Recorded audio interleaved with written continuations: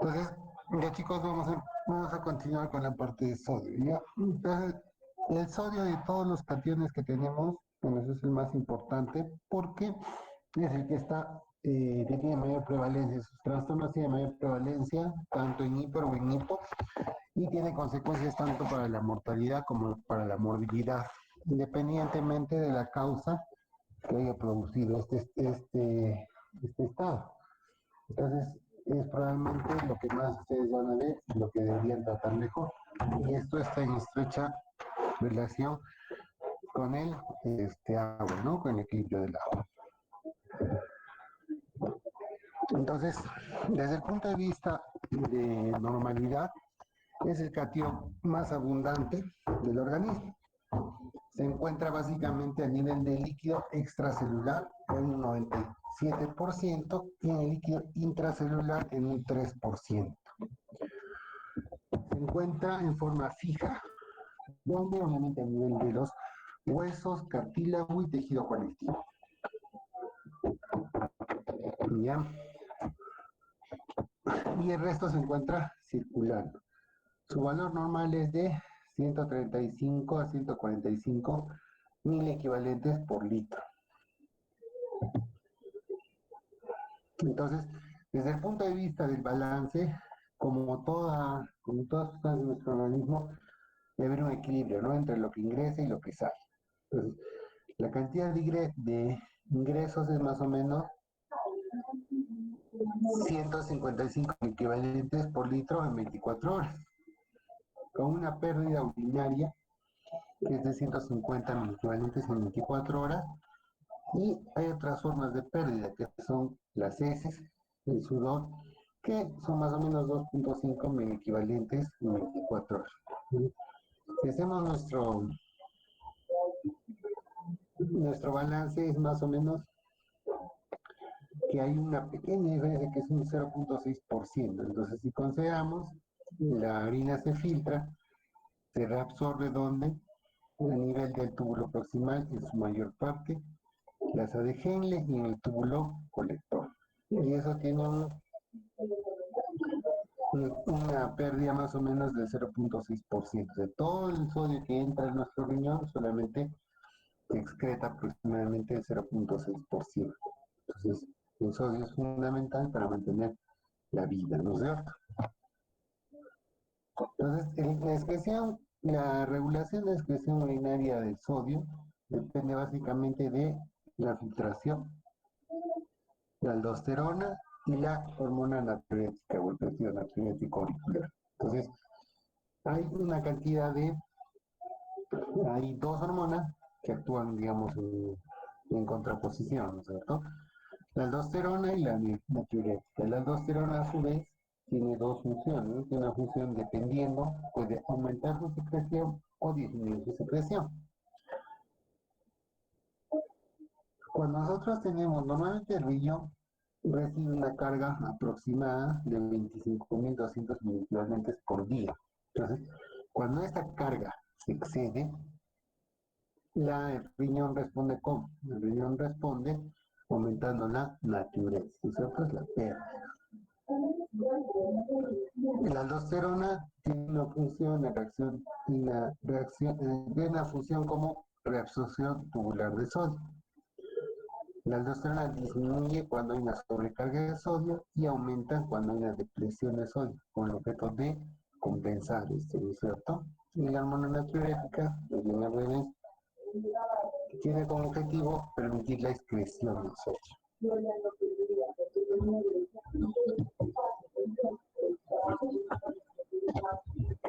Entonces nosotros para ver básicamente el equilibrio tenemos que hablar de la osmolaridad, ¿no es cierto?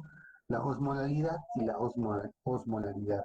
Pero lo que nos interesa más es la osmolalidad. ¿Por qué? ¿Por qué no nos interesa tanto? Porque técnicamente vendría a ser lo mismo, ¿no es cierto? Pero la diferencia es que la osmolaridad está midiendo un kilo de agua. Ustedes saben que un kilo de agua no tiene el mismo comportamiento que un litro de solución. Entonces, lo que nosotros usamos es osmolalidad. Y es una fórmula que es bueno, conocida por todos, que es sodio más potasio entre 2 más glicemia entre 18 sobre 1 entre 2 sobre 8. Entonces, Lo primero que nosotros tenemos que hacer cuando empezamos a ver trastornos es calcular la osmolaridad plasmática. Es una fórmula bastante simple, no es una forma muy complicada. Y encima, pues ahora ustedes ya saben que las calculadoras todas tienen aplicativos, ¿no? Entonces, es para nosotros fácil saber cómo es esto de la osmolaridad. Exacto. Entonces, a ver chicos, ¿quién me contesta? ¿Cuánto es la osmolaridad normal?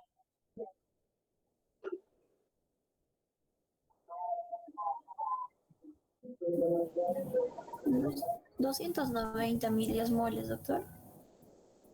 No es lo que es la normalidad. Entonces, en base a eso, nosotros vamos a hablar de trastornos hiper o hiposmolares o isosmolares. ¿Exacto?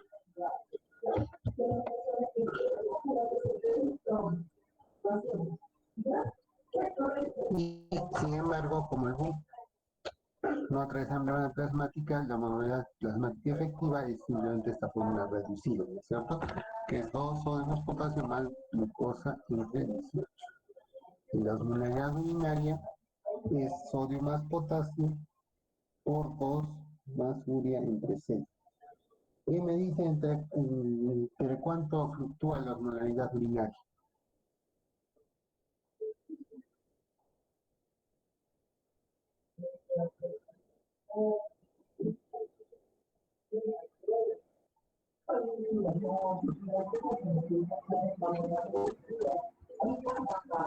Cincuenta mil doscientos miliosmoles por kilo, doctor. Sigamos entonces. Entonces, 2 minutitos de chicos, un ratito.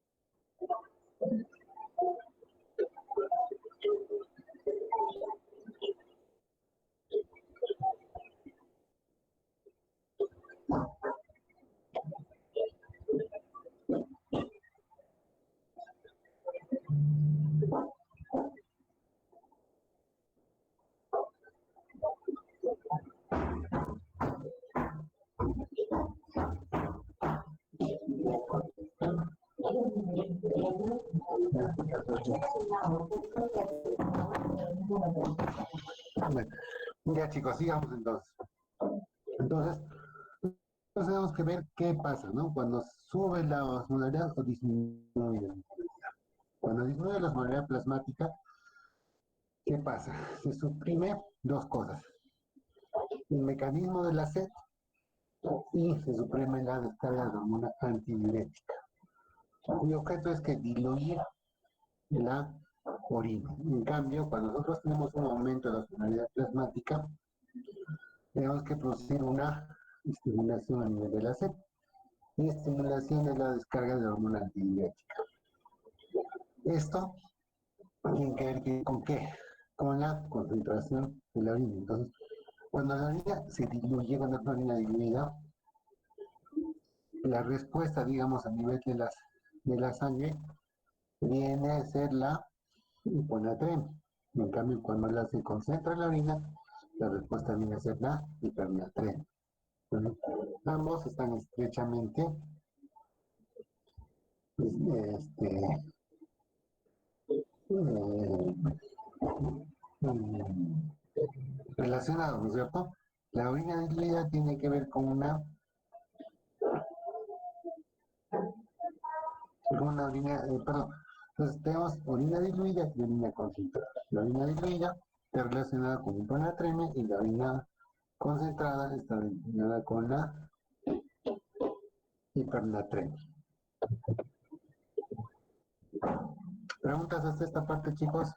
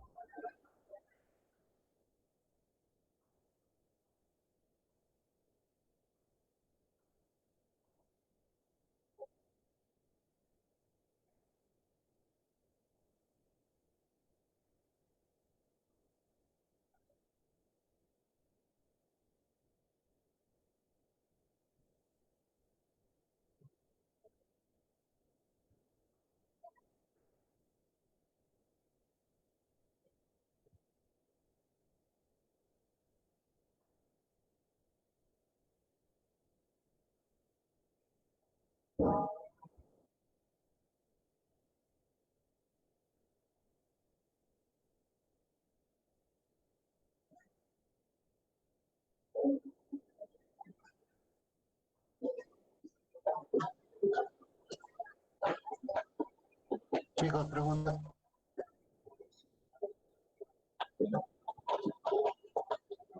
Bueno, nadie, todos saben mucho entonces.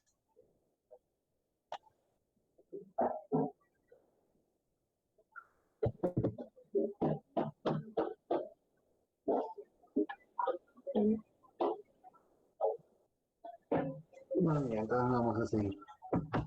Entonces, lo que les decía, ¿no? Es que la hiponatremia constituye el trastorno hidroelectrolítico más frecuente.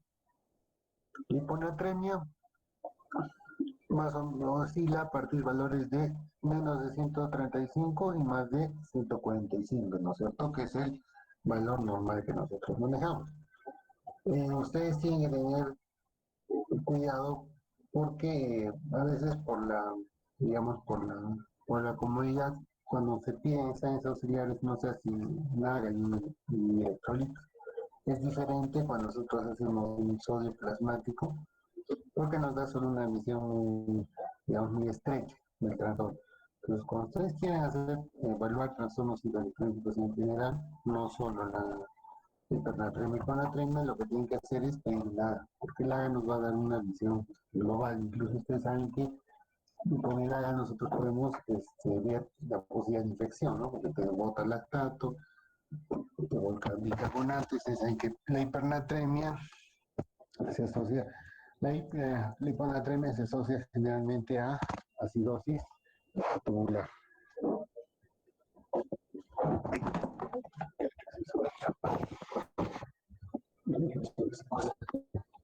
Entonces, el sodio plasmático se considera una atremia cuando el sodio plasmático representa más o menos el 15 a 20% de los casos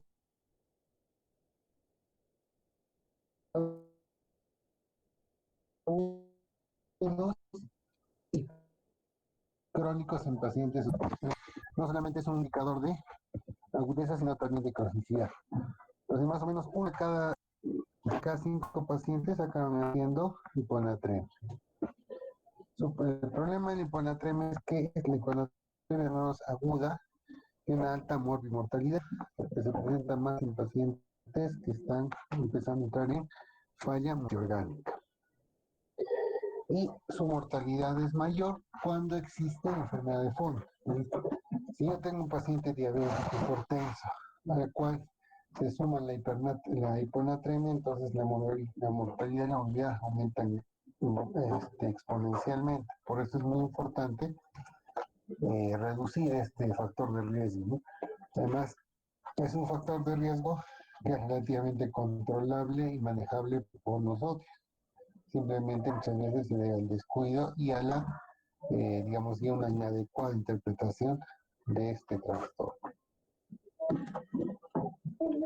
Además, nosotros debemos de saber que cuando nosotros corregimos el sodio no lo podemos corregir de forma brusca, porque la corrección brusca produce daño neurológico irreversible. Por eso existen, digamos, protocolos para dar, y también existen protocolos cuando sacrificio en forma brusca. Por cierto, no puedo alcanzar, entre comillas, el valor normal rápidamente, existe el tiempo.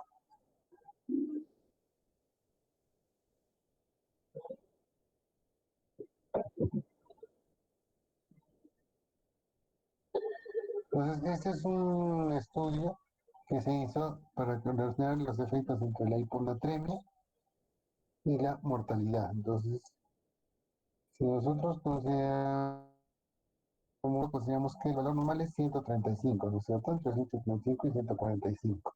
Entonces, en este estudio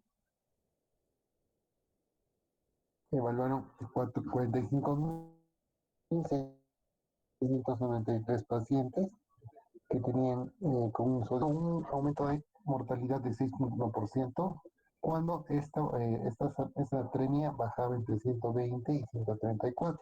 Entonces ustedes ven que independientemente de la severidad del hiponatremia, la mortalidad aumenta bastante, 6% es bastante. Y cuando es incluso menor de 120, prácticamente el 70%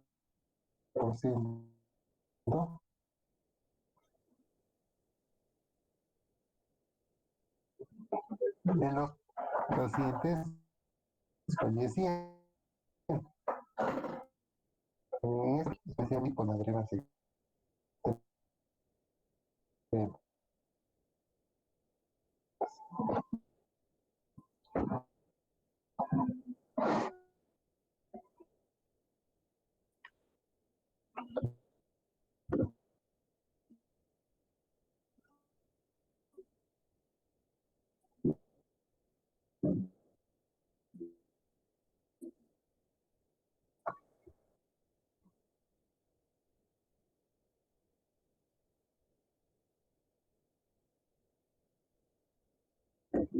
Bueno, este es un cuadrito que nos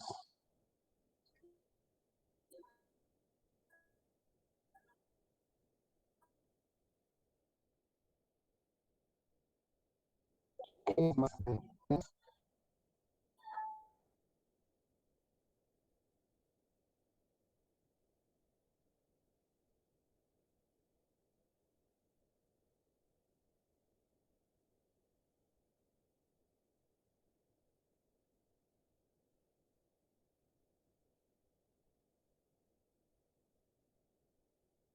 5, donde están la mayoría de los pacientes. Pocos de esos pacientes desarrollan síntomas, no son asintomáticos o los síntomas son muy leves. Otra cosa que sucede es que como tienen otras enfermedades, entonces, como tienen otras enfermedades, entonces, digamos como que no, la hiponatremia no se constituye un factor de importancia, ¿no? No constituye un factor Doctor, al que no le toman. doctor, no se ve ¿No la se oye? presentación. Doctor Javier, Nos hemos saltado, nos hemos saltado. Sí, sí, sí, no sé qué ha pasado. sí, se le está escuchando un poquito entrecortado, doctor. Ok, chicos.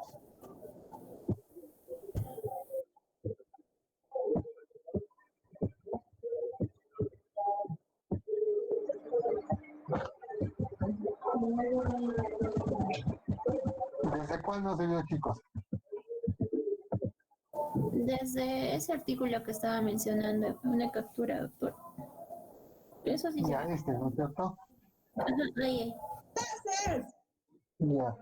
Entonces, bueno, como no han visto, lo que nos interesa de este artículo es básicamente que a medida que la hiponatremia desciende, la mortalidad aumenta, ¿no?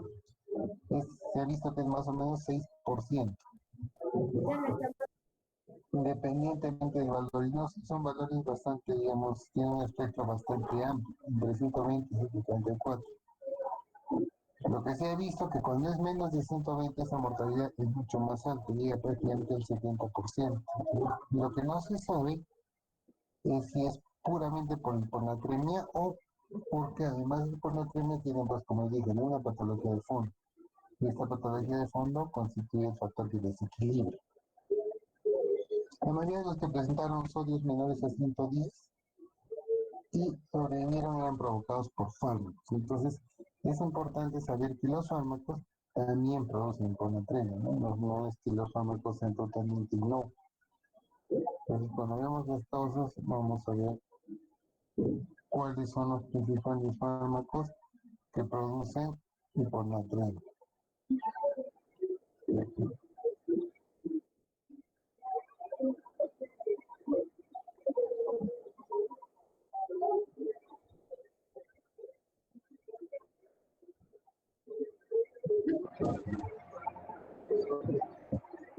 Entonces, dentro de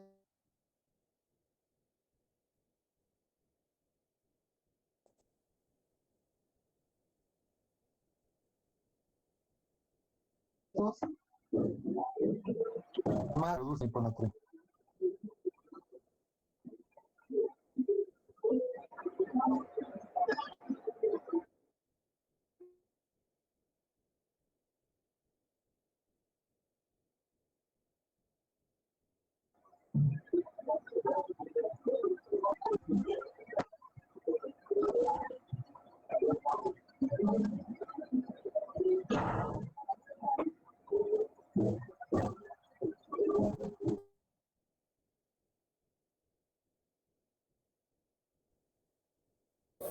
Doctor Javier, no se le está escuchando.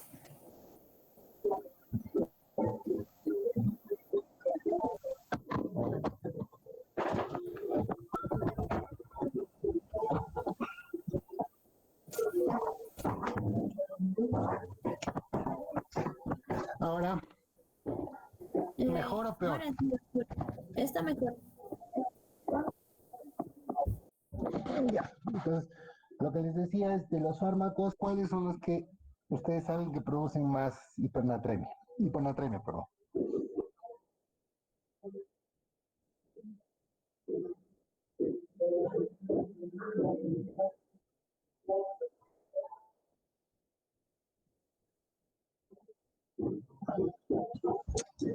La ciclofosfamida, doctor. Hiponatremia no son tan, son unos mucho más comunes. ¿Los diuréticos, doctor? ¿Los qué? ¿Los diuréticos, doctor? Diuréticos, doctor. Los diuréticos, los diuréticos producen hiponatremia, especialmente cuando no se usan en función, no se usan considerando la tasa de filtración. Doctor, está entrecortado de nuevo.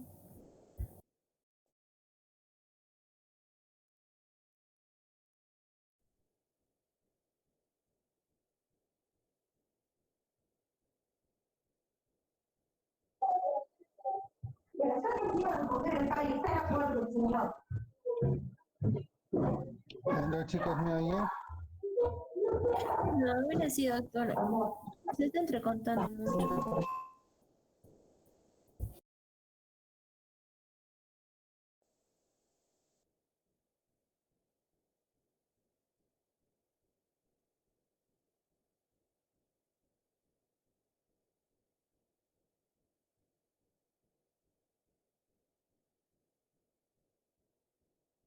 ¿Dónde capta mejor? Ay, a ver, chicos, ahora Doctora, a ver, hable. No se le escucha. No sé bien. Bueno, No se preocupen. A ver, ahora chicos, ya, está mejor. ahora sí. Sí, doctor, está mejor. No, ahora sí se le escucha. Ahora sí me escuchan bien. Sí, ahora sí. Ya. Entonces, el punto de corte en este estudio fue 110, ¿no? Menor de 110, prácticamente la mortalidad era de 70%. Entonces, ahí, por eso les digo, ahí la importancia de el manejo de la hiponatremia, ¿no?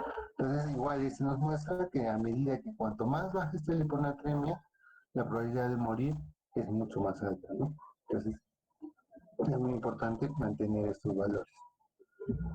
Ahora, la prevalencia obviamente varía en función de los pacientes ambulatorios, los pacientes hospitalarios y los, digamos, pacientes de la comunidad, los que solamente vienen ocasionalmente al hospital. Entonces, si vemos, los valores son bastante variados, de 136 a 116. La mayoría están en una hiponatremia leve a moderada, ¿no? Entre 136 y 126.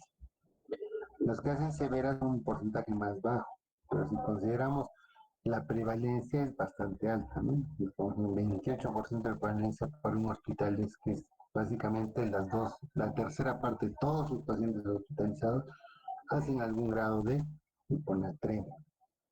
Y esta, digamos, cuando no está asociada a alguna enfermedad de fondo, donde es el servicio donde más se ve la hiponatremia es en aquellos pacientes quirúrgicos, ¿ya? Son los que más riesgo de hacer hiponatremia tienen.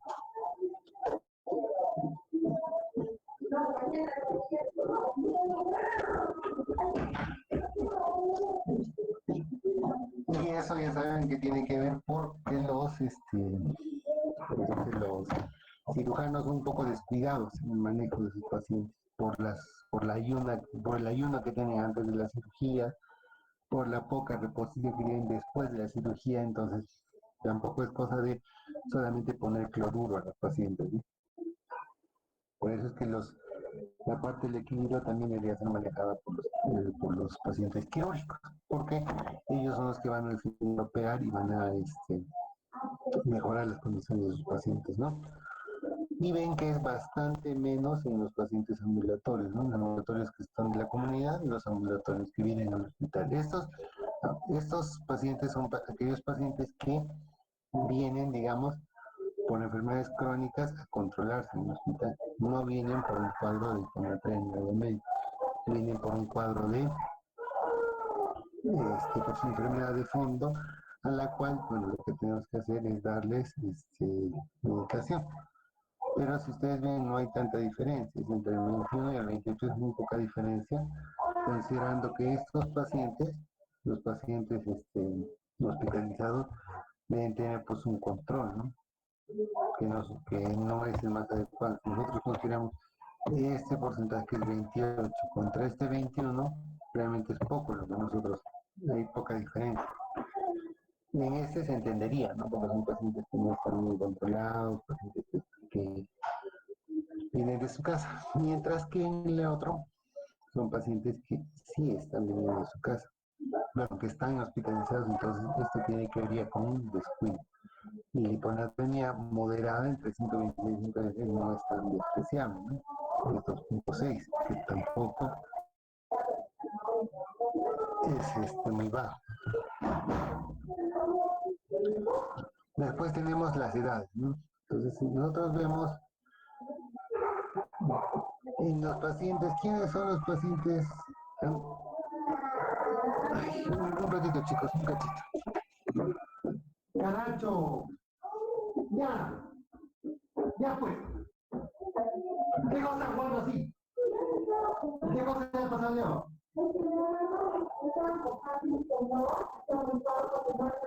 No, pues Leo. Dice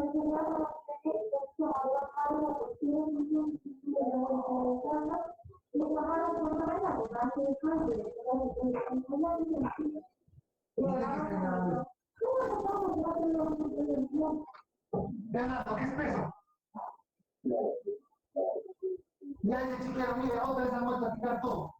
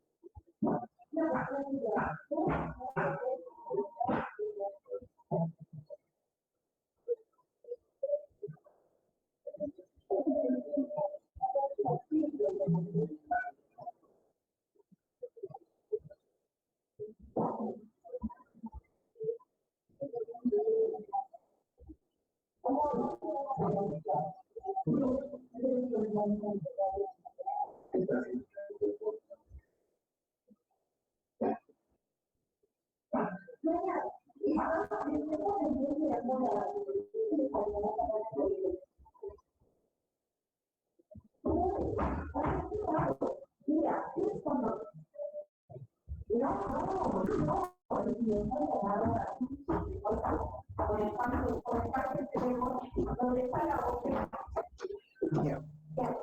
Perdón, chicos.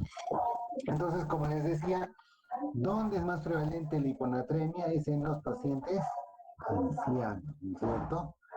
Entonces, independientemente del valor, es más frecuente en los ancianos.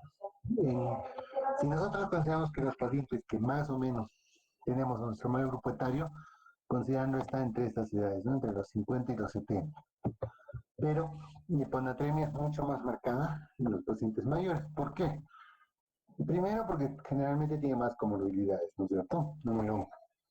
Dos, ellos tienen un peor manejo del equilibrio hidroelectrolítico. El paciente mayor se deshidrata rápidamente. Entonces, esa es la razón por la cual hay que tener más cuidado en estos pacientes. Lo que quería decirles que, cuando me cortaron, es que si vemos el anterior gráfico, vemos que pese a esta alta prevalencia, si ustedes revisan ustedes cuando han estado en prácticas físicas, han visto que normalmente nosotros no pedimos, por ejemplo, un AGA y electrolitos de rutina. ¿No es cierto? No es lo que pedimos de rutina nosotros. Pedimos urea, creatinina, hemograma, qué sé yo. Pero deberíamos pedir también esto, un AGA y electrolitos para ver cómo está la anatremia en nuestros pacientes. Lamentablemente nosotros no lo hacemos. No es un examen de rutina para nosotros, ¿no? Entonces tendríamos que ver esta parte. Y obviamente también quería aumentarles que de todos los medicamentos que producen hiponatremia, lo que les dijeron sus compañeros, ¿no? Los diuréticos, sí, todos los que tenemos, ¿no? La protalidona, que bueno, no se usa ya, la hidrocortesía, que es la que más se usa, la furosemida, bueno, betafurosemida, la torasemida, la única que tenemos es furosemida, y de los ahorradores de espironolactona, triamtireno y amilorida. Pero lo único que usamos es espironolactona. Entonces, esos medicamentos, los diuréticos, se deben usar en función de la tasa de filtración glomerular. Y otros que son muy comunes, que lamentablemente pues, la gente los usa indiscriminadamente o los usa más indiscriminadamente. Ahora lo que se tiene es un mayor control. Son los planes, ¿no? Todos las benzodiazepinas, que son el citalopram, son los antipsicóticos, la fluoxetina, la sertralina, la mirtazapina. Entonces son medicamentos que ahora se están usando con más frecuencia. Antes eran medicamentos, digamos, más de manejo de los psiquiatras, pero cada vez está aumentando la proporción de pacientes que usan estos medicamentos. Los IECAS y los ARAS, pero no es tan común, pero igual, ¿no? O sea, todo tiene que ver en función de la tasa de filtración.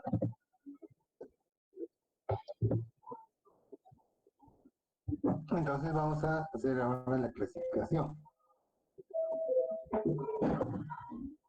La clasifica según la anatremia,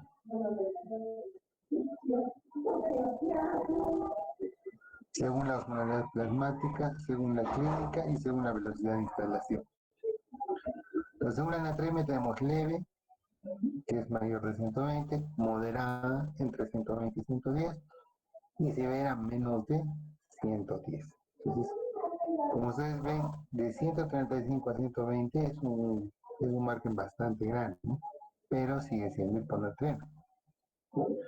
La moderada y la severa son las que no son más urgentes y ante la severa es la que constituye una emergencia. No solo es una urgencia, sino tenemos que tratarla en un momento preciso.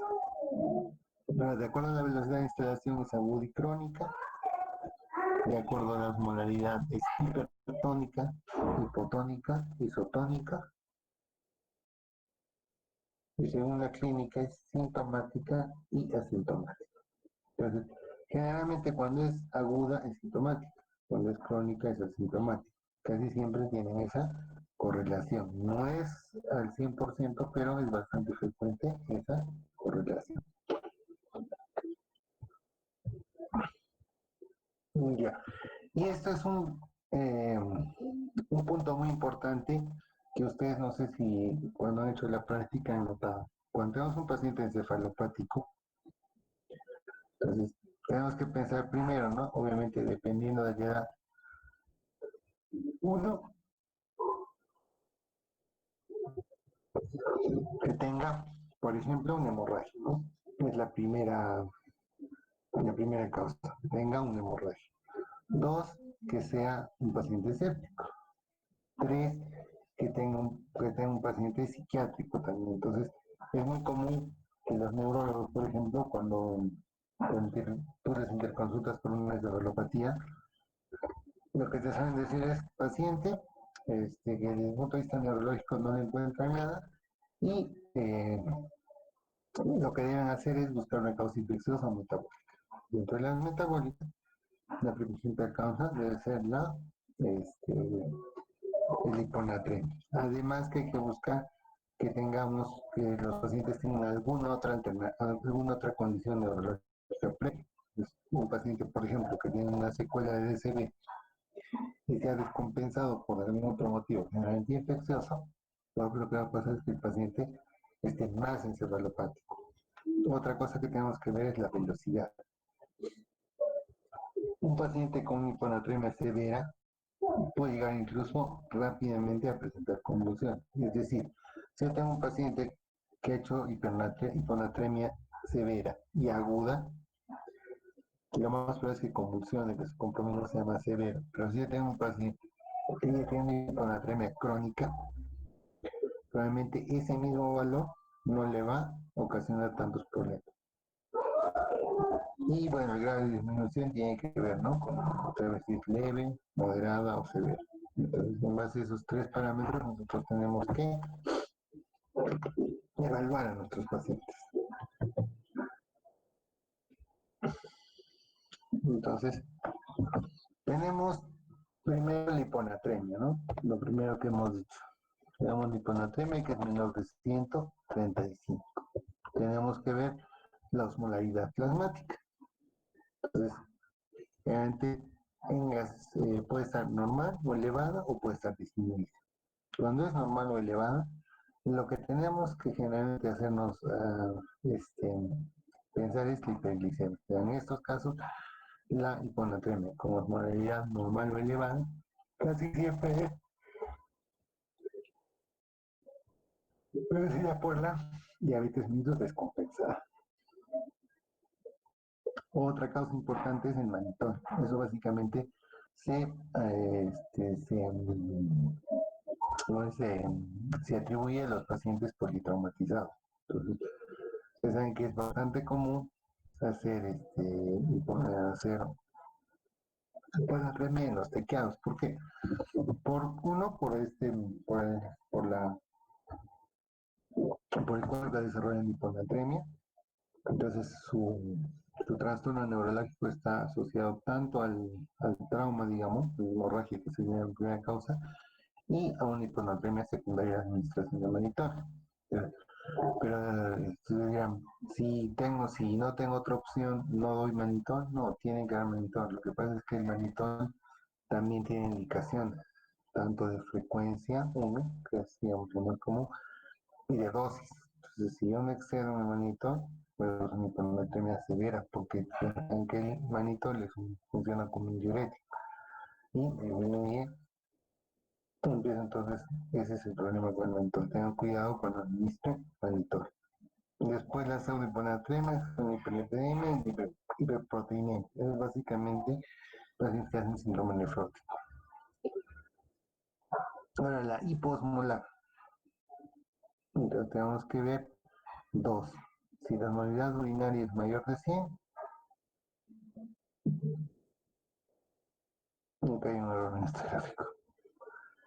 Ya, entonces tenemos que medir la osmolaridad urinaria y los iones en la orina, donde la relación sodio-potasio debe ser el sodio en la sangre, sodio en la orina y sodio en la sangre, no, sodio en la orina y sodio potasio es mayor que sodio en el plasma. Entonces, en este caso tenemos la polidipsia hipógena, el uso de hipotónicos y la disminución del filtrado glomerular. Entonces, tenemos a su vez, como tenemos esto, tenemos que evaluar el volumen extracelular para saber si es hipervolémica, hipervolémica o hipovolémica. Entonces, si es hiponatremia hipervolémica, hablamos de insuficiencia cardíaca, cirrosis, síndrome nefrótico e insuficiencia renal. La norma ólica es el CIAT, que es la principal causa, y problemas que tienen que ver con las hormonas, ¿no? Exceso suprarrenal, hipocortisolismo. Cuando tenemos hiponatremia hipovolémica, tenemos que ver que el sodio urinario y el cloro urinario deben ser menores de 0 o cuando son mayores de 20. Entonces, pérdidas extrarrenales son las más comunes, vómitos, diarrea, cutáneas y tercer espacio. El tercer espacio está asociado básicamente con quien indirectamente con la cirrosis. Entonces, de retención en tercer espacio tiene que ver con los derrames, con el cárdico, pleural y con los síndromes compartimentales.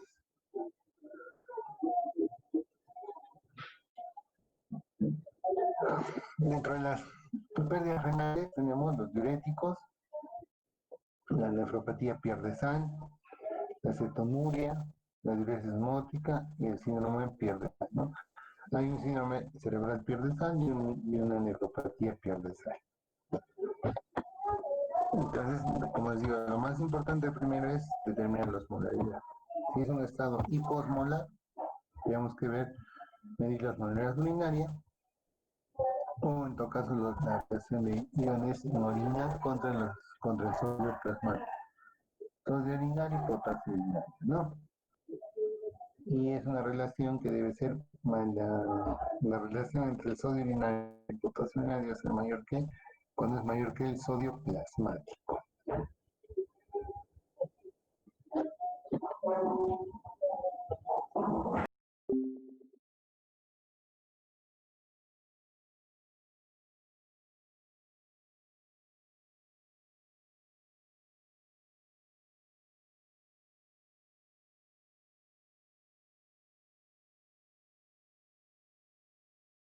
Proteinemia funcionan como el resto de masa, porque tienen una mayor cantidad de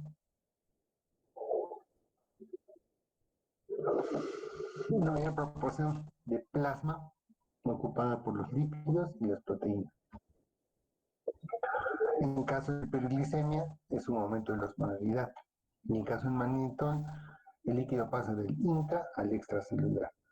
Entonces, en esos casos tenemos que ver, como decía, puede haber hiponatremia por uso de mannitol.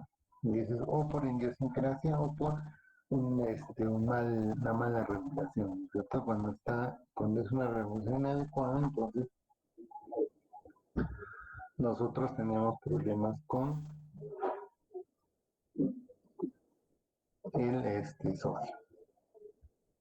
También es importante ver lo de la hiperosmolaridad. La hiperglicemia porque aumenta la osmolaridad. Entonces, se estima que por cada aumento de 100 miligramos de la glicemia, el sodio plasmático disminuye 1.6. Entonces, no es tan poco porque si nosotros consideramos que el valor normal es 100, Y estos pacientes ya de por sí, cuando vienen descompensados, vienen con 400, 500, y si consideramos que 100, bueno, pues cada 100 equivalentes llegamos a ser más o menos, solo ahí por la hiperglicemia, sodio más o menos si consideramos que es 100, y con lo que vienen estos pacientes es en promedio 400, tenemos casi 5 medicamentos diferentes. O sea, solamente por el hecho de la hiperglicemia del paciente de 145, o bueno, digamos 135, considerando el nivel inferior, ha llegado ya a 130. Y si aumentamos todo lo demás, fácilmente llegan a ser hiponatremia.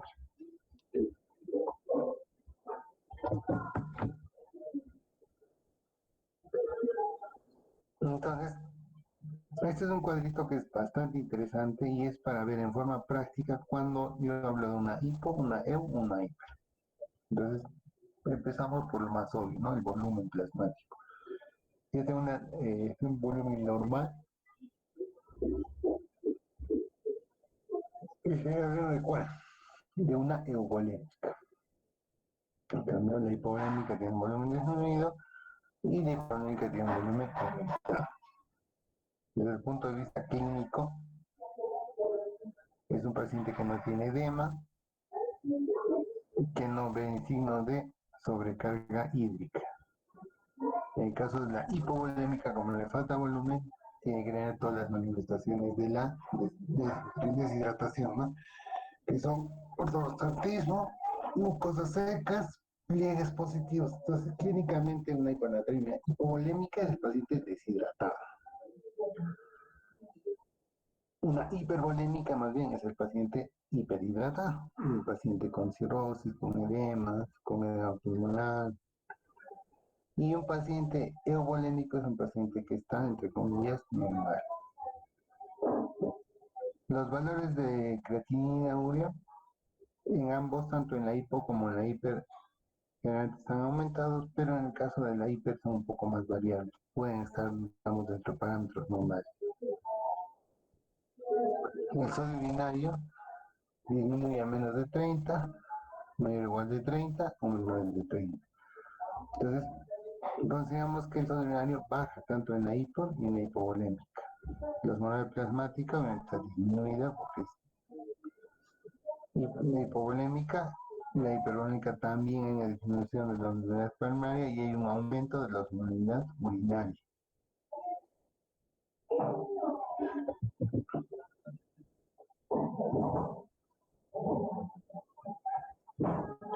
Preguntas, chicos, hasta acá.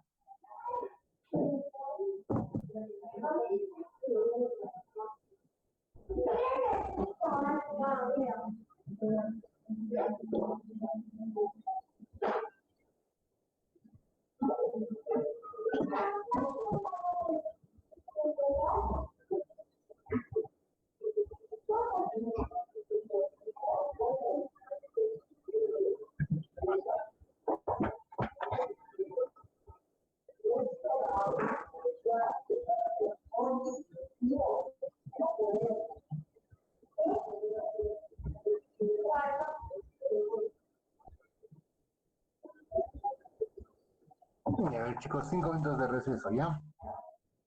¿Me oyen o no me oyen? Sí, doctor. 5 minutos de receso. Nadie ha dicho nada, ¿no? Yo, doctor.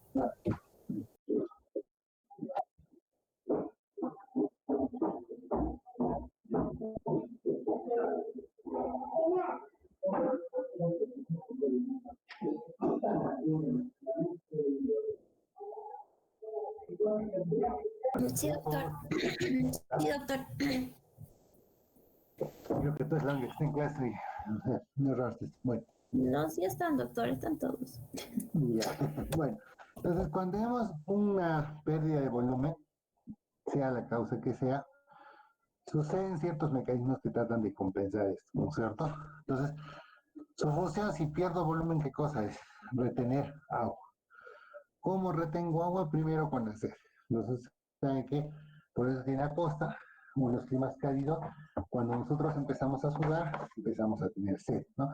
Lo que no sucede, digamos, en climas secos como nuestro. Nuestro mecanismo de la sed está, digamos, disminuido por la condición que tenemos. Después, ¿qué se produce? Hay un aumento de la hormona antidiurética. Va un mecanismo, hay un aumento de la sed como mecanismo, una disminución de la filtración. Entonces empezamos a dejar de botar agua porque todo el agua que tenemos la necesitamos, ¿no es cierto? Entonces hay una disminución de la tasa de filtración glomerular y hay un aumento del potasio. ¿Por qué? Lo que tienen que hacer es un intercambio sodio-potasio, ¿no es cierto? Y esto produce una disminución de la osmolalidad plasmática. Entonces, esta es una hiponatremia hiposmolar hipovolémica. Todas las tipos son.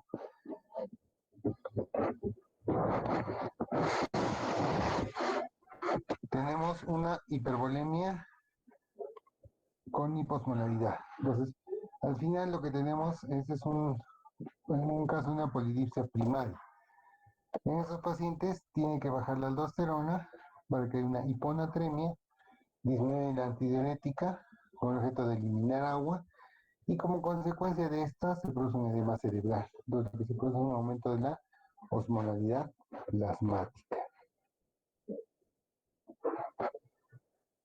En el caso del síndrome de secreción inadecuada de la antidiurética, lo que se produce es, hay una retención de agua, esto ocasiona que disminuye la aldosterona, disminuye la reabsorción de sodio, aumenta el pértigo natriurético auricular y esto produce un aumento del sodio urinario. Entonces, al haber mayor pérdida de sodio, lo que tenemos es una hiponatremia sistémica. Entonces, cuando hay un CIJAT, lo que tenemos es hiponatremia con sodio urinario aumentado. Esa es la clave, digamos, para saber en caso de un síndrome antidiurético. Ahora tenemos la hiponatremia. Batería. Un ratito, chicos, mi batería.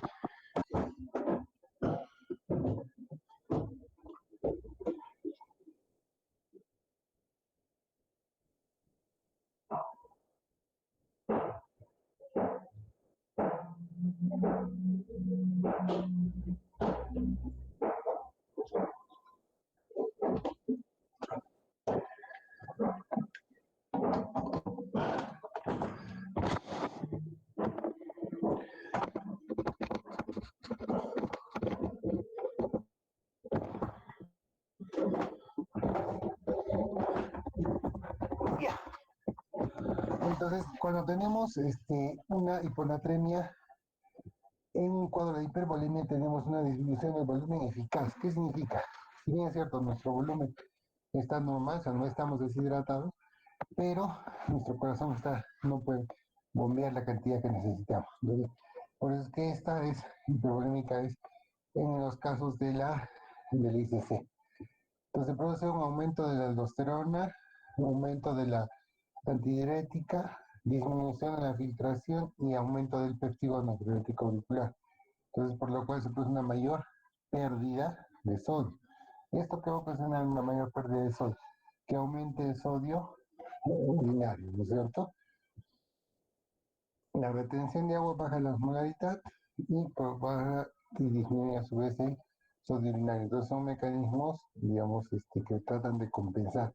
Porque por este lado baja el sodio urinario al retener agua y por este lado, como tengo el péptido natriurético aumentado, la secreción aumentada, aumenta el sodio urinario. Ahora, como les decía, en cuanto al cuadro clínico de la hiponatremia, primero hay que saber desde cuándo se produce.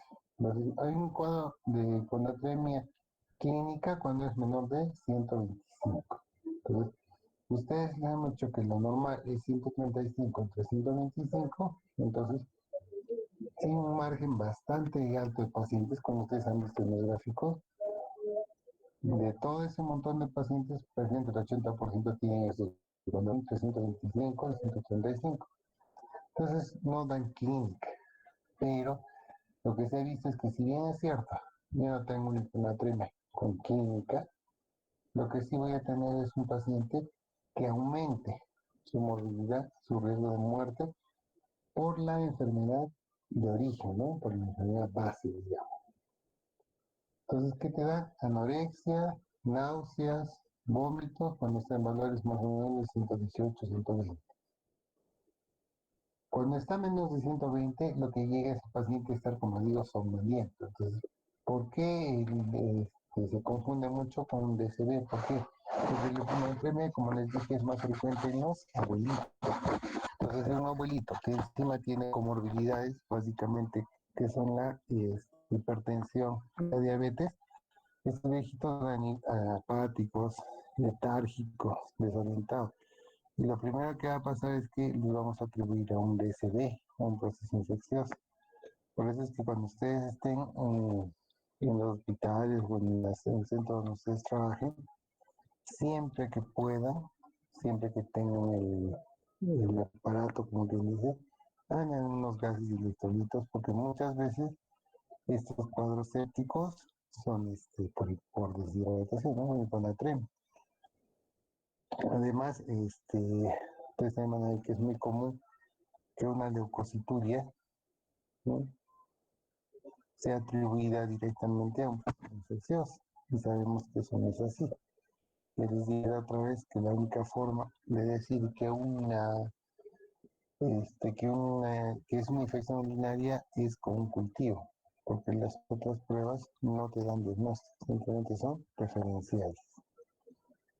Cefalea, que es común, bueno, consta bizarra, puede ser cualquier cosa, y empiezan también a tener alucinaciones y desorientación. Entonces los pacientes empiezan a confundir a sus familiares, confundir los tiempos, las horas.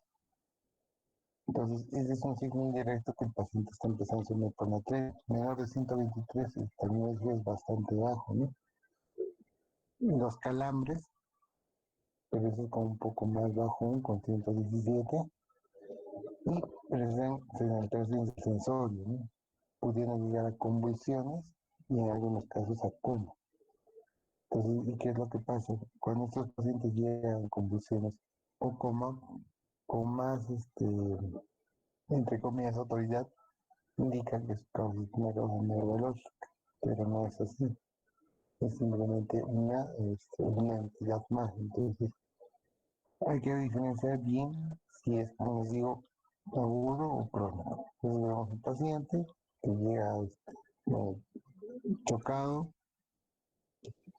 y de frente la tubió y, digamos, deshidratado. Entonces, sería una hiponatremia.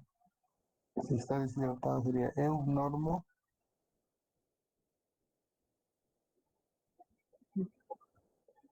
Y en esos casos, las convulsiones, cuando nosotros hablamos de convulsiones por hiponatremia, incluso antes de dar anticonvulsivantes, si nosotros diagnosticamos la hiponatremia como causa de, nos vamos a ver primero el manejo, ¿no? Porque tener un paciente en una zona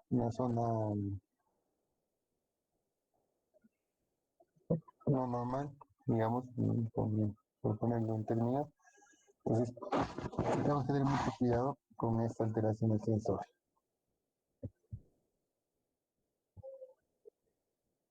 ¿Y qué cosa puede producir estos pacientes? Al final pueden tener qué cosa? Un edema pulmonar cardiogénico, que es un edema bastante complicado de manejar. Pueden hacer paro respiratorio, infartos cerebrales y muerte. Entonces, miren todo lo que la alteración del sodio puede ocasionar. Pues queremos manejarla adecuadamente.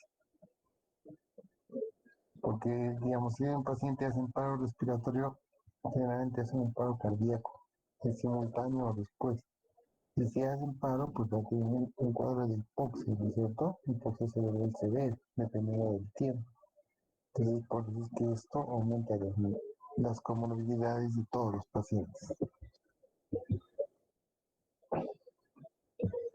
Entonces, este es un cuadrito también para ver más o menos es lo mismo. Los síntomas leves, como les digo, entre 130 y 135. Los síntomas moderados, entre 120 y 130. Y los severos, menos de 120. No son pacientes que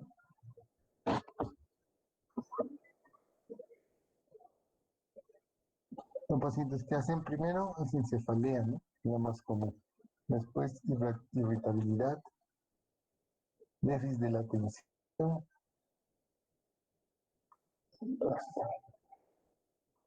trastornos de memoria,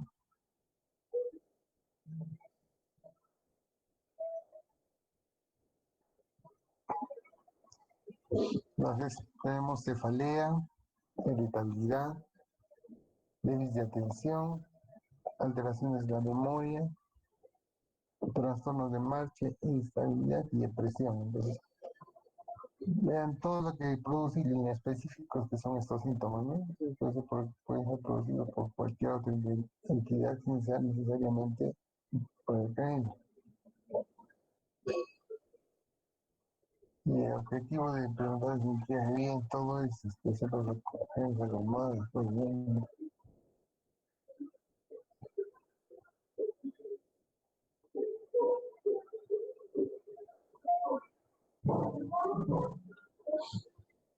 Síntomas moderados están entre 120 y 130, los pacientes ya están nauseosos, muchos presentan vómitos, el estado de la alteración sensoria es más severa, ya no están en la cama, están confusos, están desorientados.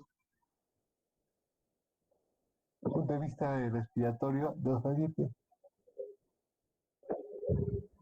empiezan a hacer somnolencia y bradiquicia, ¿no? Cada vez el letargo está más presente. Y cuando son menores de 120, el paciente está totalmente en estupor, puede estar en coma, no es evidente, pueden tener convulsiones y cuadros de depresión respiratoria. O sea, una hiponatremia en algún momento, si no es bien tratada, podría degenerar un causa de insuficiencia respiratoria severa. No. Ah,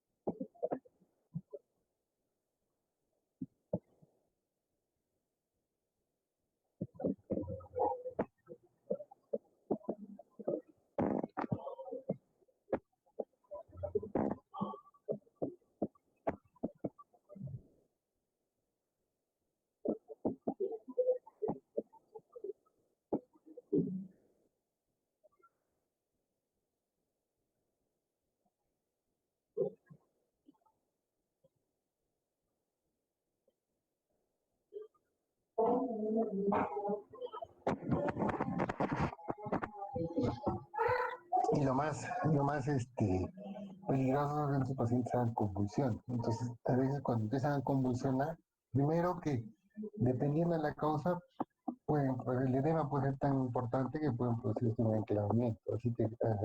Así como cuando hay hemorragia, pues con la más muy severa enclavamiento, ¿no es cierto? Entonces, en este caso también podría haber. Y estos pacientes hacen a su vez como clínicas una respiración acidótica. Probablemente requieren ventilador. Un buen porcentaje de estos pacientes requieren ventilación mecánica.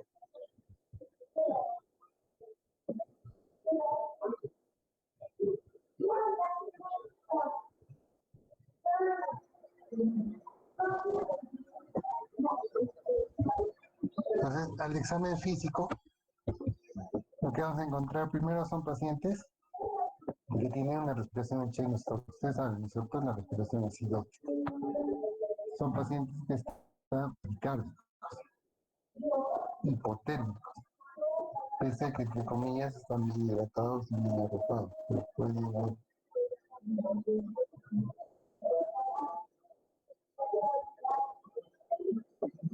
Entonces, tenemos respiración, bradicardia, hipotermia, son pacientes que están, digamos, como parte de su Gente como esto es casi siempre asociado a un shock séptico. Son pacientes tan hipotérmicos, tienen reflejos patológicos, incluidos los deterioros disminuidos y focalización rara.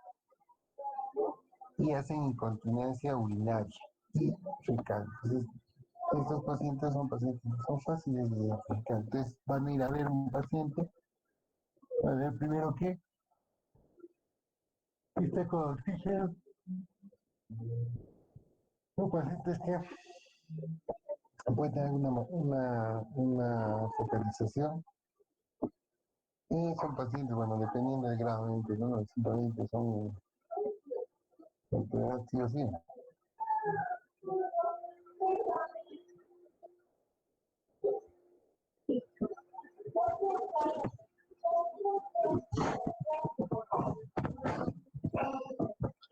Entonces, cuando vemos un paciente, tenemos que determinar si es tipo hipervolémica y realizar el ajuste del tratamiento dependiendo de lo que encontré.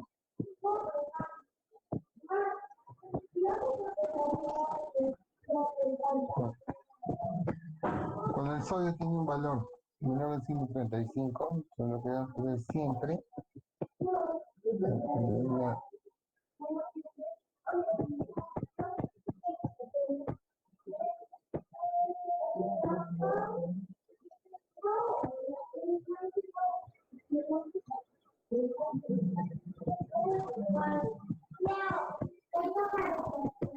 entonces, ¿qué tenemos que pedir, no?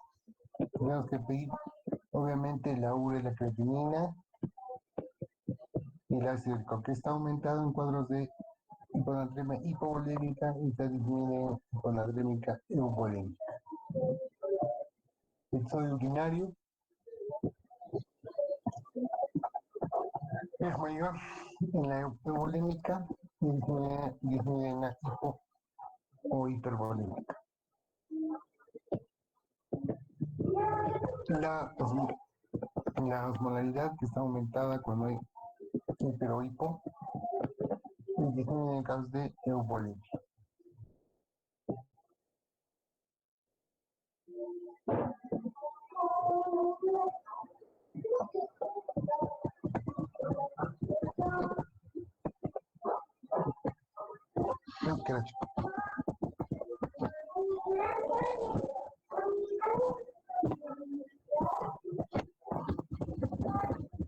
Perdón, chicos, se me olvidó esto.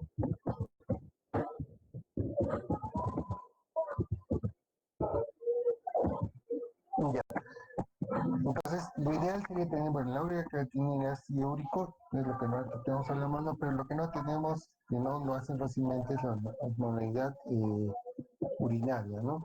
Entonces, la osmolaridad está aumentada en los estados de hipo o hiper y muy disminuida en estados euvolémicos. La osmolaridad plasmática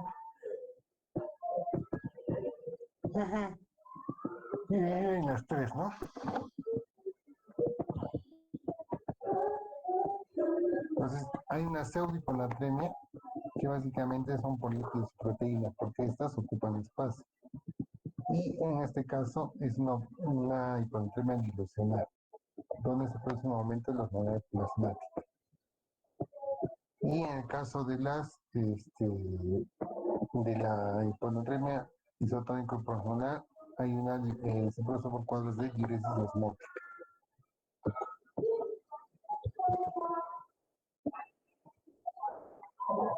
Entonces, ¿cuáles son las causas más frecuentes donde hay hiponatremia?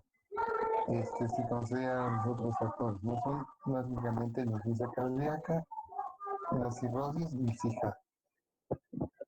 Entonces, si yo tengo un paciente con insuficiencia cardíaca ya conocido, tengo que ver que su primera posibilidad, digamos, de presentar una alteración, un trastorno del sodio, viene a ser la insuficiencia cardíaca. La cirrosis, ya sabemos, en los alcohólicos, básicamente, y el SIHA, ¿no? Que es en aquellos pacientes que tienen tumoraciones a nivel de la hipófisis.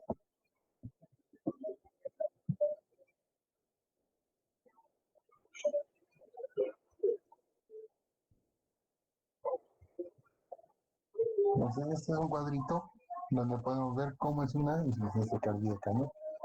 La sobrecarga hídrica va a producir un aumento de la presión de la aurícula. Como hay aumento de la presión auricular, los mecanismos compensatorios lo que hacen es suprimir el antidiurético en la DH y aumentar el vértigo antidiurético auricular. Entonces, cuando suprimo la antidiurética, hay una diuresis de agua libre y al aumentar el vértigo antidiurético auricular tiene que haber una hiponatremia hipoosmolar.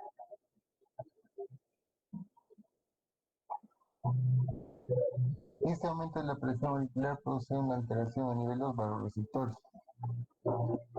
cuyo mecanismo final es retirar el agua libre y por lo tanto producir mayor disolución.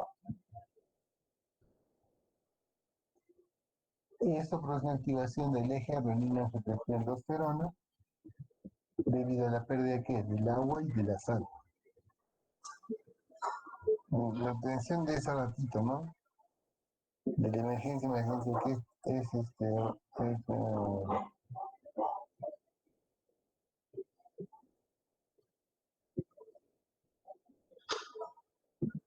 entonces hemos quedado que los vasoreceptores producen retención de agua libre y eso produce una hiponatremia hipoosmolar.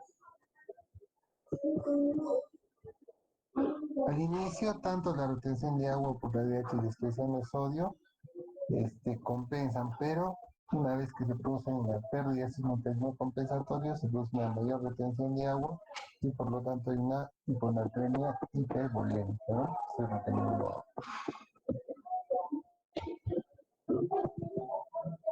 La cirrosis, básicamente, en la cirrosis es una hiponatremia crónica, es un mal indicador sobre la fotopatía. Yo tengo un paciente que ya tiene alterada la función renal, entonces es un paciente considerado como falla multiorgánica.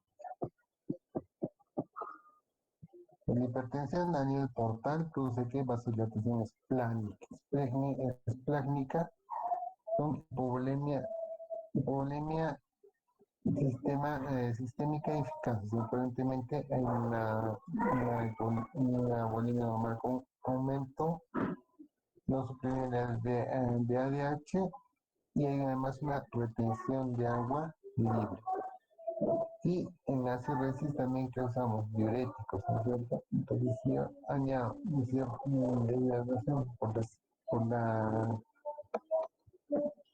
bueno, sigue en el caso de los cirróticos, ¿no? Hay primero por los diuréticos, hay una pérdida de agua y sodio, entonces ellos usan bastante diuréticos. Por un lado y por otro lado, se produce una retención del agua libre. Entonces, por los dos mecanismos,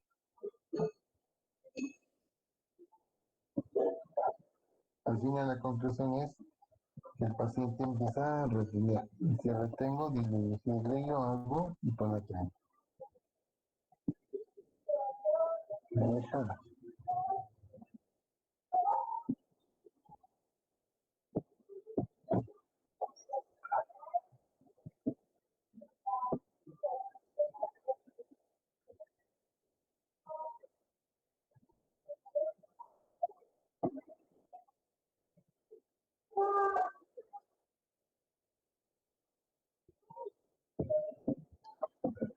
Entonces,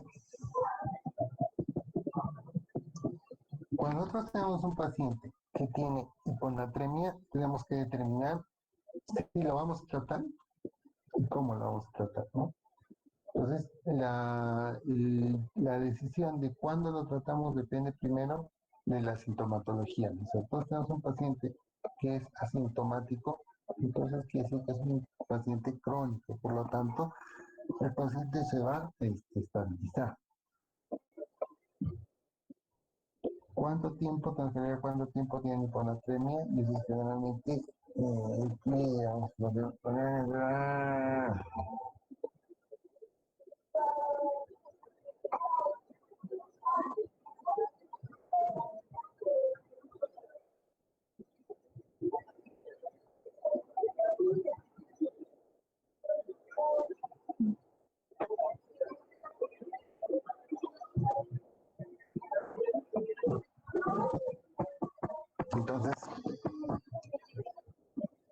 tenemos que calcular el déficit, el rango de corrección y cuánto de sodio le voy a poner, ¿no? Entonces hay que hacer un buen equilibrio entre el riesgo y el beneficio. ¿Qué es más, qué es mejor? Entonces, ustedes ya han visto todas las formas, ¿no? Tenemos para calcular la de Adrogué, etcétera, etcétera, pero al final lo que, lo que tenemos que considerar son, independientemente de la fórmula que tengamos, porque ahora hasta esto están las calculadoras, tenemos que calcular, ver que primero que la reposición no sea muy alta. Entonces, lo máximo que nosotros podemos reponer de un día a otro es de 10 en equivalente. Entonces, tenemos que calcular con unas formas. Como ya existe la tradicional, la drogué, la Barsmoon, la Bullen y la Verbas. Entonces, en estas fórmulas lo que tenemos es sodio requerido, sodio requerido menos, bueno, aquí, el sodio requerido, entonces el sodio requerido es igual a la sodio deseado, es el agua corporal total, sodio deseado menos el sodio que tenemos, menos el sodio 2. Entonces, vamos a ver esta aplicación. Entonces, es el sodio deseado menos el sodio actual. ¿Ya? Esta es la fórmula, es una forma bastante práctica donde nos va a decir, ¿no? Cuánto es de sodio requerido. Lo que ustedes tienen que saber que esta fórmula lo que te da es sodio requerido, es decir, cuántos mini-equivalentes tengo que ponerle. Entonces, nosotros lo que tenemos acá es un cálculo. Es la popular fórmula de sodio del cloruro de sodio al 3%, ¿no? Que tiene 513 milimoles de sodio por litro. Entonces, en base a eso, nosotros vamos a calcular cuántos moles de sodio vamos a usar. Y calculamos primero cuántos moles de sodio, digamos, pónganse, digamos, sale 700 moles. Entonces, de esos 700 tenemos que calcular cuánto de volumen le voy a poner, porque un litro solo va a haber 300. Un litro solo va a haber 513. Entonces, en base a eso, nosotros tenemos que calcular. Esa es la fórmula más práctica para calcular el volumen, la cantidad de sodio, porque el volumen tenemos que calcularlo en función de que si un litro tiene 513, X cantidad, ¿cuánto tendrá? Y en este caso, la reposición es en 24 horas, porque estamos calculando. Sin embargo, si ustedes ven, en esta es cuánto sodio voy a infundir. Entonces, ustedes ven que hay el sodio al 5% tiene 855, el sodio al 3 tiene 513. Entonces, lo que nosotros tenemos que calcular es la velocidad del volumen. Pero esto es más que todo, también es útil y se usa esta fórmula, pero la otra, la que nos muestra la primera fórmula, que es esta, es básicamente la más simple de hacer.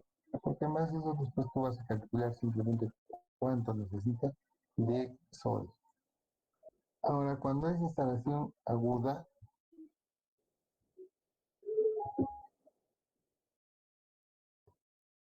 entonces cuando son pacientes con restricción aguda,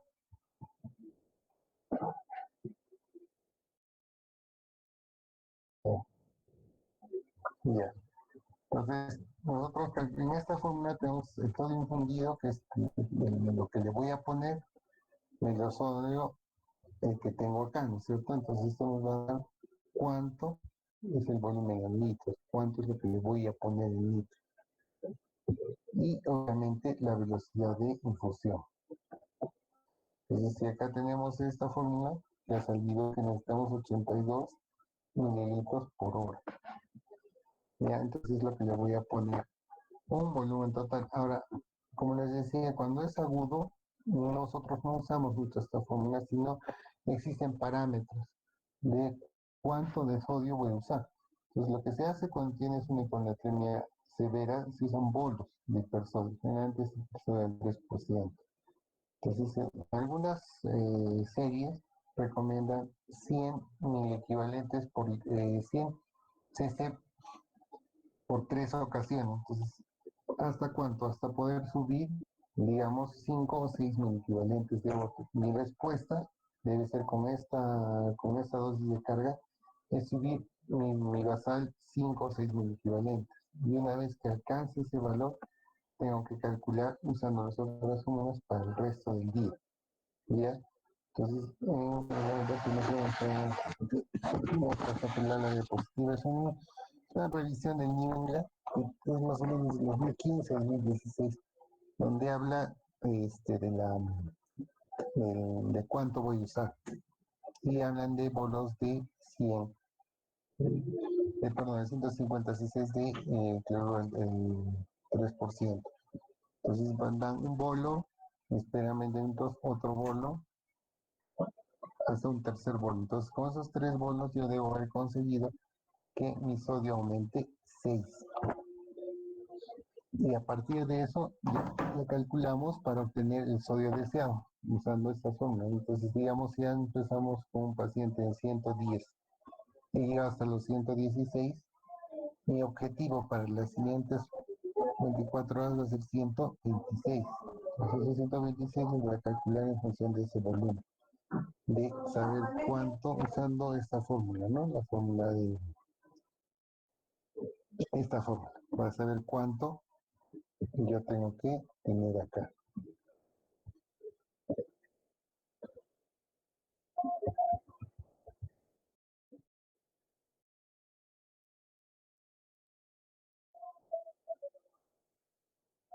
Entonces, esto ya. Y acá la mielitis pontina, ¿no? Es una enfermedad neurológica causada por el daño a la vaina melina de las zonas nerviosas en el tronco cerebral, en la zona de la protuberancia. Y lo más común es la corrección de los niveles bajos de sodio en la hiponatremia. Entonces, por eso es que es tan importante la corrección. Entonces son las clínicas, son la paraparesia, la disfagia, el disartro, la diplopía, pérdida de conciencia, y el tratamiento básicamente tiene que ver con la reposición, ¿no es cierto? No debe ser superior a 10 moles por litro en 24 horas. Entonces, que les decía que lo que se calcula es inicialmente 5 o 6 con estos bonos del 3% y después se calcula en el resto. Entonces, son en 24 horas que tenemos que reponer toda esta cantidad de 10. Entonces, a veces simplemente se le pone, ustedes miran en este cuadrito de acá, cuánto tiene, ¿no es cierto? Entonces, antes se le repone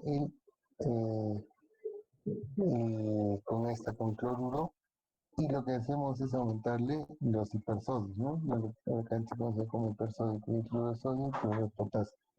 ¿A qué valores? Considerando que una ampolla tiene 30 mil equivalentes. Entonces, en base a eso le vamos sumando. Y otra cosa, cuando ustedes preparan estas soluciones, digamos en este caso al 5, al 3, como ustedes van a tener que agarrar y van a tener que meter volumen a un litro, porque es lo que van a hacer, tienen que calcular cuánto le voy a sacar. Entonces, generalmente las ampollas son por 20 mililitros. Entonces, si voy a poner 3, 4, para fabricar un cloruro al 3% en un litro estándar, se usan 5,5 ampollas. Entonces son 110 mililitros. Entonces yo tendría que quitarle un cloruro los 890 para tener esa concentración. Y si voy a usar al 5%, tiene que ser más, porque voy a conseguir una mayor concentración. Es muy importante estar acá en jugar con la concentración.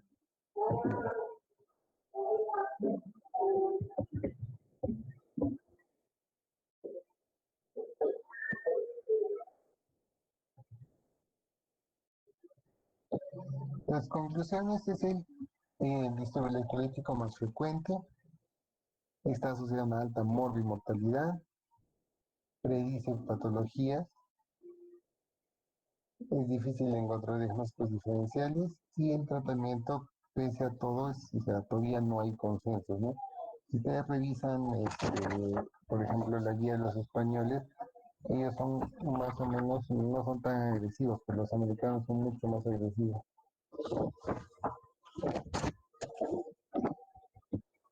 Ya, y la otra parte es la hipernatremia, ¿no? Y la hipernatremia se define como la concentración de sodio más de 145. Es menos prevalente, es de 1.5 a 20%, y no tiene predilección por la raza o el género. Tiene una mortalidad del 10%. ¿Quiénes hacen hipernatremia? Los pequeños, los ancianos y los niños enfermos. ¿Por qué? Porque estos pacientes se deshidratan, ¿no? Entonces, estos ancianos tienen un 60% y los niños es básicamente más aguda que crónica. Estas son las poblaciones de riesgo y la mortalidad es más alta cuanto mayor sea la persona. Entonces, pérdidas, básicamente porque perdemos agua y perdemos sodio. Entonces, las renales son diuresis osmótica producida por glucosa, uremanitol, lo que hemos hablado. Las extrarrenales son las diarreas copiosas o la sudoración excesiva, básicamente es en cuadros de fiebre. Las pérdidas de agua, que pueden ser renales o extrarrenales, tenemos la diabetes insípida central, por déficit de producción de vasopresina, la nefrogénica, por fármacos, y en las extrarrenales con los famosos golpes de calor, ¿no? Los pacientes que hacen golpes de calor. Las quemaduras, que también pueden producir hipernatremia por evaporación.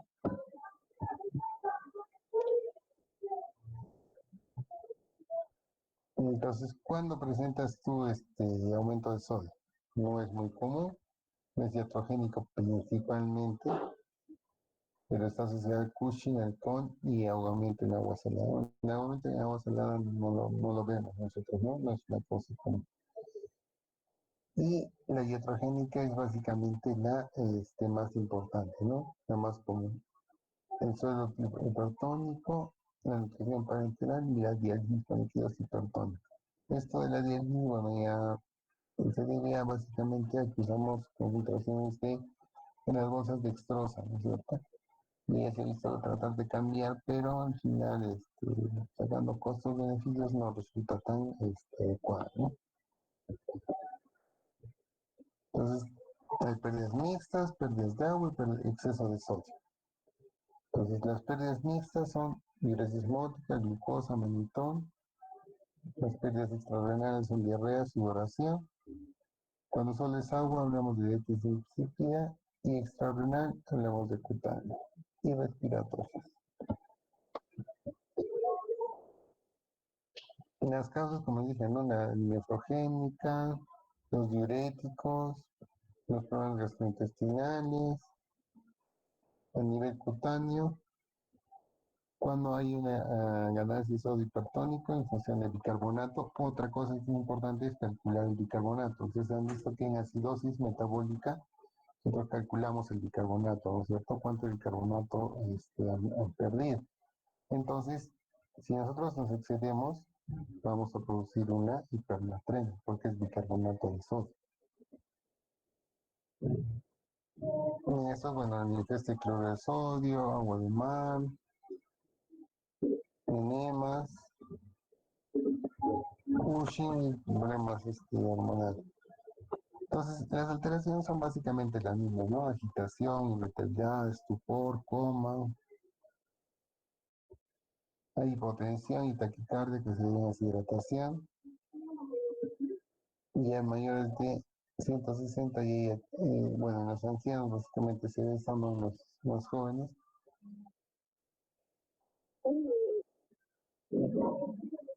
Y lo que pasa es que estos pacientes tienen una tendencia más alta a tener hemorragias.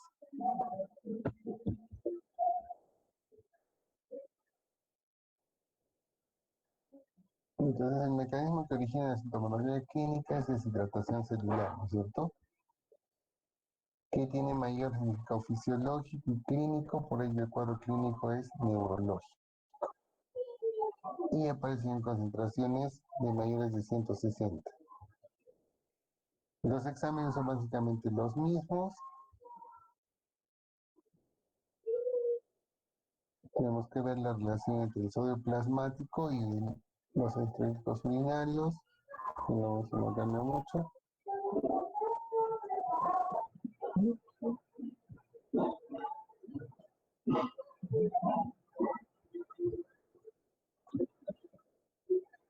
Entonces, lo que tenemos que evitar nosotros es que hay una pérdida de líquido, ¿no? Básicamente tenemos que tratar la causa. Entonces se calcula el agua corporal total, lo que necesitamos, el déficit de agua que se llama, ¿no? Entonces el agua corporal total es el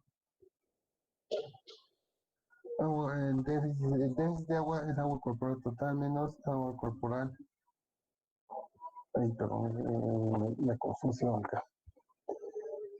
Entonces el sodio del paciente menos el sodio del paciente menos el sodio deseado por agua corporal total entre 140. Esa es la cantidad para calcular el déficit de agua. Ya chicos, entonces esto es la parte de sodio. Mañana no vamos a hacer clases, lo vamos a reprogramar para la semana porque ya fijaron el examen y es definitivo el 18 o todavía lo está en inglés. Doctor Javier, ya quedaron los doctores para el 18 porque solo faltaba confirmar con el doctor Nieto. Y ya el doctor Nieto también aceptó para el día 18, pero dijo que iba a hablar con ustedes para ver sobre la hora. Ya. Eso es lo que indicó. Entonces yo el lunes hablaré con el Y, doctor Rubén. y doctor, por favor, que sea en la noche, porque en la noche el internet es mucho mejor, Sí, pero porque para que se no haya para muchos cortando. problemas también. Sí, pero ustedes que, bueno, tú Sí, es la doctor, primera. en la mañana, en la tarde es así, en la noche, Sí, doctor, no sé. Ya chicos, no le entonces, escucho. bueno, como ustedes no saben, bueno, le han dicho eso al doctor Rubén, yo me imagino que él también va a considerar lo de la noche, ¿no es cierto? Sí, doctor, pero igual por si acaso hágale recordar que sea a las 10 de la noche, así, porque a esa hora el internet es mucho mejor. A partir de las 8 me imagino, ¿no es cierto? Sí, o si no a las 10 de la noche, doctor, estaría excelente. A las 10 de la noche no se le cruza con otros cursos, doctor. Doctor, una consulta. Dime. No, o sea, mis compañeros decían que a las 10 de la noche era mejor porque algunos chicos tienen clases a las 8 o a las 9, entonces mejor sería a las 10, porque a veces les programan clases hasta los domingos, entonces ese es el problema.